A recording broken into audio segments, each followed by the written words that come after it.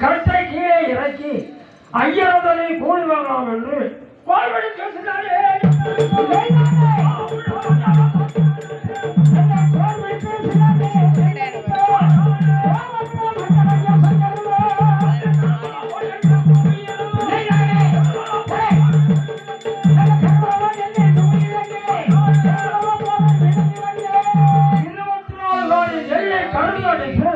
மாட்டப்படி ஊற்றி ஐயரை எதிர்பார்க்கிறார் கூலி வாங்க. ஐயர் போய் ஆத்துல சாப்பிட்டுட்டு வீட்டுல குளிச்சுட்டு வரலாமனு மதுகரை வந்து பார்த்தாரு. காடுகரையை சொல்லி பார்த்தாரு. கொல்லிக்கா பேசாத மாதிரி 2 பேர் நின்றீங்க. ஐயோ இது சீரகத்துல மொட்டை ஓரத்துல வந்து முடி வந்து கொண்டாந்து விட்டுட்டோம். இது நெல் அடிச்ச கலப்புக்கு நின்றுகிட்டு இருக்குது. நம்ம போனா நம்மளை எடுத்து முழுங்கிடணும். உச்சி குடிந்த தட்டி முடிஞ்சாரு. பூனோட எடுத்து காலில் சுத்தினாரு. ஓடாரு. அங்க ஐயரெல்லாம் இந்த மாதிரி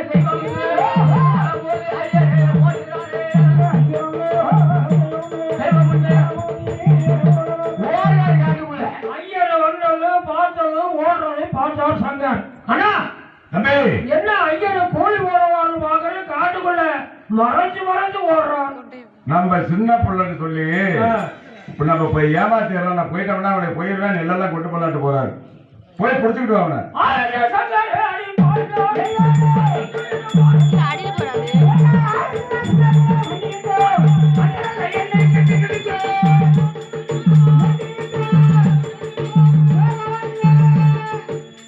பழவக்குள்ள கிடக்குறாரு.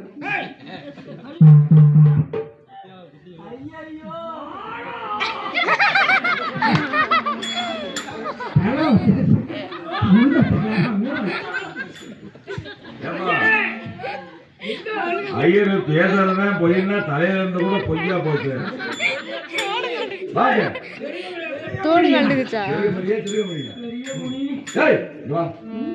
இப்ப வந்து பார்த்துட்டு காட்டுக்குள்ள எதுக்கு ஓடுனீங்க? அதனாலதான் என் தம்பி வந்து பிடிச்சா. என்ன கட்டை குடிக்காம ராமலிங்க மரக்கால் இருக்கான்னு போனேன். இந்த சின்ன மணி பிடிச்சிருக்கு. சின்ன மணி பிடிச்சிருச்சா? சரி, மரக்கா எத்தனை படி பிடிக்க? அந்த மரக்கா 4 படி பிடிக்கிற மரக்கால என் தம்பி ஏற்பாடு செய்ய சொல்ற. நீங்களே இரு. எங்கெல்லாம் மரக்கா எடுக்க போனாரா? நீ ஒரு மரக்கா ஏற்பாடு செய்வா. கொண்டு வருகிறேன். மாயானவர் மரக்கரை அழகாமல் அறவரை விலைக்கு அடங்காத ஒரு ஆலமரம். இப்போ ஒரு பெரியன்னு சொன்னா, இப்ப நம்ம காலத்துல ஒரு மாதம் விட்டா அது ஒரு பெரிய. அக்காலத்திலே அப்படி இல்லை. 60 மாதம் கொண்டதுதான் ஒரு பெரிய. அதை போல 60 விலைக்கு அடங்காத பெருமான ஆலமரம் 96 விளைவை ஒரு காலுக்கு கொடுத்து 8 உழைத்தார். ஆலமரம் வேரோடு சாய்ந்தது.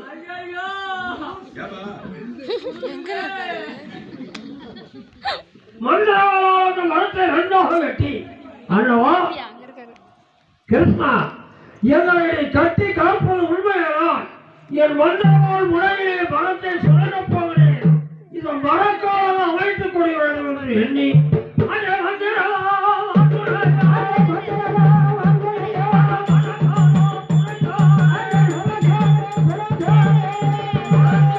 மாறியவுடன் அதை கொண்டு வந்து ஐயர் பெண்ணு ஆடி வச்சார்.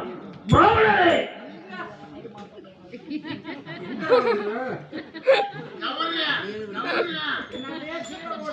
ஐயே, இதோ மரக்கால் கொண்டு விட்டு இந்த மரக்காலை தூக்கி எனக்கு ஆளுக்கு ஒரு மரக்கா கூலி போகுது. என்ன மரக்காங்க?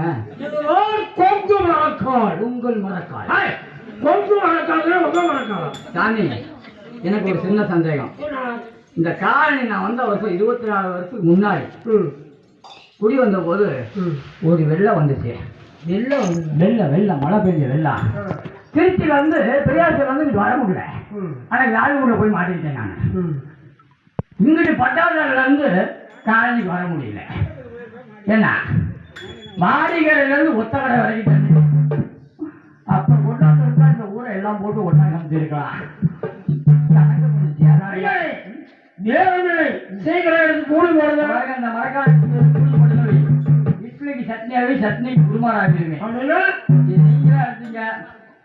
அளந்து ஆளுக்கு ஒரு மரக்காணி இருக்கு, அதெல்லாம் போர் போட்டு விட்டு போங்க. நான் விராலி வந்து ஏற்றிட்டு போறேன். ஐயா, உன்னுடைய வயலிலே விளைஞ்ச நெல்லை நான் மரக்கால் போட்டு ஆழ்ந்தால் உங்க மனசுல வருத்தம் வரக்கூடாது. சங்கடம் இருக்க வருத்தம் வராது. அதே சரி மூலே பரதமா, அடி மூலே பரதமா, அடி போடு அடி போடு தர வந்து மரக்காலை வளர்ந்து உலகிலே அழைத்து 24 காணி நெல்லையும் வாரி வளர்த்து வாழ்ந்தார். முக்கால் மரக்காய் இருந்தது. ஐயா ஒரு 24 காணி நெல்லும் முக்கால் மரக்காய் இருக்கிறது. இன்னும் 1.5 மரக்காய் நெல் குடுக்கிறார், உன்னை கொல்லவே விடுவேன். தாத்தா நல்லா கேளு.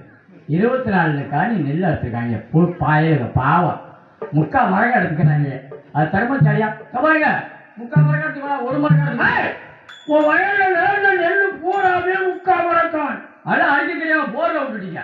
நல்ல போர் அடித்து தாரேன் உங்களுக்கு. இந்த போர் அடிக்க எவ்வளவு நாள்? ஒரு 3 மாசம் ஆகும். ஆஹா, ஐயரே நாங்களே போரை அடித்து தருகிறோம். ஐயோ, இந்த முடி உடாதாட்டுக்குது. செல்லவிட சொன்னார்கள், அந்த போரை மனதோடு எட்டு உழைத்தார். அந்த களம் பூரா செதறியது. காலில் அந்த வைக்கலை போட்டு மிதிச்சு அரசு சூற போட்டுட்டு அதுல இருந்த நெல்லை தூசி போட்டால் தூரா போல் ஒரு மரக்கால். இந்த எங்க அண்ணனுக்கு 1 மரக்கால் நெல்லு கொடுக்கல, உன்னை கொல்லாது விட மாட்டேன். பாருங்க, இந்த வருஷம் விளைஞ்சது என் நாட்டில் இதுதான் கொண்டுகிட்டு போங்க. நான் கூலி ஆளை விட்டு நடவு நடுறேன். கையில காசு இல்ல, காசு இல்லை. ஆனாலும் நாட்டு விடுவாங்க, போய் நைட்டு கைட்டா போடுவேன். கையில காசு இல்ல. ஆமா, தண்ணி அரசாங்கத்துல வாய்க்கால விட மாட்டாங்க. பேருறவங்க ஒண்ணு கிடைக்கிறவங்க பூராத்தையும் என் காட்டில் பேருந்து போடு போட்டாங்க. என்ன பாரு, ஓரத்துக்கு உரம் பார்த்து தண்ணிக்கு தண்ணி உங்களுக்கு நல்லா விளைஞ்சத 3 நாள் விடலாம். 3 நாள் நீ போய்யா தம்பி பாவமா இருக்கு போட்டுப்பா. ஐயா போட்டு சொல்ல பொறுக்கா விடுவாருக்கு உள்ள சொன்னவர்கள் அந்த மலையாளர்களுக்கு வரவாங்கனாலேயே உன்னுடைய வயலையே ஒரு நாள் நாம் வேலை பார்க்கணும், கடற்கணும் என்று அழுத்திருக்கிறேன். நீங்க போகலாம், அம்மா புறப்படுக போகலாம். மக்களை அழைத்து தாமரையார் பொன்னிவ நாட்டு பாதையாக வந்தார்கள்.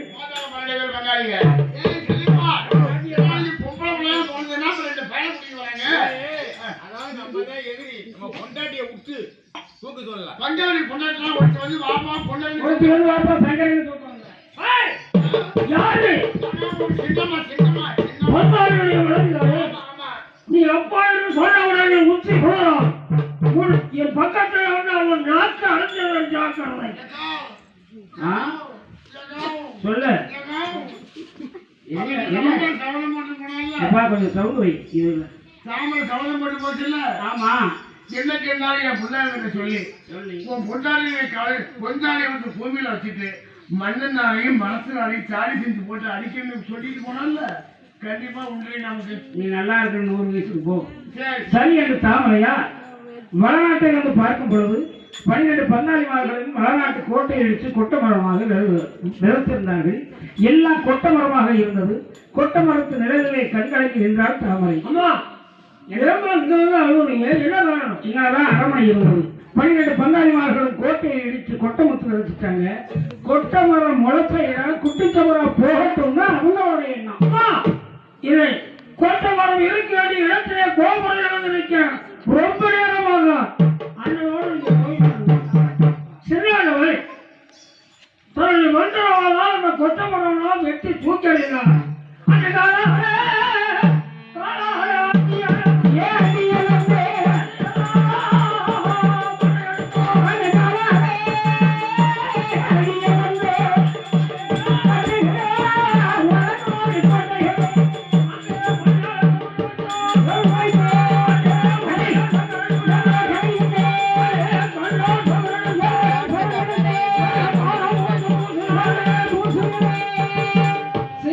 சுவாசனம் வைத்து அரண்மனை கட்டினார். அம்மா புது வீட்டுல போய் நீ உட்காருங்க, நாங்க வருகிறோம். வெள்ளிக்கிழமை என்று புதுவோட குறிப்பு வந்து எப்ப மகன் வருவார் வருவார்கள் எதிர்பார்த்து இருக்காங்க. அண்ணன் அவர்கள் குளித்து தாமரை தண்ணீரை கொண்டு வந்து தாயப்பன் பாதம் கழுவி பட்டால் அணைத்து வட்டி பூமலரை போட்டு